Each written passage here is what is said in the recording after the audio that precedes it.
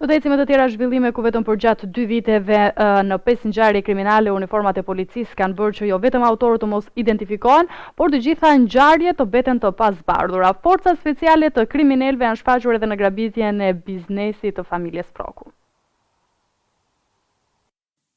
Që nga rastet e grabitjeve të bujshme dhe deri te klëmbimi i personave kyç në ngjarje të rënda kriminale, të gjitha ngjarjet të rënda mbajnë firmën e autorëve të maskuar si policë. Vetëm përgjatë 2 viteve në 5 ngjarje kriminale, uniforma e policisë ka bërë që jo vetëm autorët të mos identifikohen, por ngjarjet të mbeten të pasbardhura. Pas rrëmbimit mafios dhe ekzekutimit të Gazmen Çollakut në Durrës nga persona të maskuar si efektiv policie, për herë të parë, forca speciale të kriminalëve u shfaqën në grabitjen e biznesit të familjes Froku. Në prill të vitit 2014, banda e babagjyshëve zgjodhi uniformat speciale të policisë për të grabitur biznesin e familjes Froku në kombinat, të kamufluar me një automjet me targa greke, xhama të zinj dhe një tabel policie. 4 anëtarët e bandës futen për në ambientin e basteve sportive në pronësi të familjes së deputetit Mark Froku.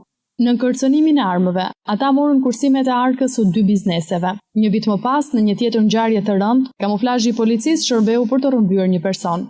Enver Stafuka, i cili u akuzua në vitin 2013 si personi që vodhi makinën që u përdor për vrasjen e kryekomisarit Dritan Lamajt, u rrëmbyen nga 4 persona të maskuar si efektiv. Rrëmbimi i tij u bë në fushkruj ku 43 vjeçari sapo hipte në mjetin e tij. Ai u mor forcërisht, u prangos dhe më pas grabitësit e hipën në një automjet, i cili më pas u drejtua për nga qyteti i Durrësit. Për fatin e Enver Stafukës, policia nuk ka ende asnjë të dhënë. Në një tjetër ngjarje të rëndë, sërish persona të kamufluar si efektiv policie grabitën me armë makinën e një kompanie të sigurisë private. Grabitja ndodhi brenda pak sekondave në rrugën dytësore të autostradës Tiranë-Durrës, ndërkohë që agresorët arritën të merrnin 2 thas me para me një vlerë prej 5 milion lekësh. Makina që ata përdorën u gjetë e djegur në afërsi të mbikalimit të Kasharit. E njëjta skemë u përdor dhe në grabitjen e mbi 3 milion eurove të një banke të nivelit të dytë. Sasia parave po transportohej për në Rinas, ndërkohë që kamuflazhi i policisë dhe thirrjet ndal policia bën që rojet e sigurisë të ndalonin makinën. Grabitja ishte shumë e lehtë, pasi nuk hasën në rezistencën e efektivëve privat, ndërkohë që automjeti i përdorur nga grabitësit u dogj për të humbur gjurmët.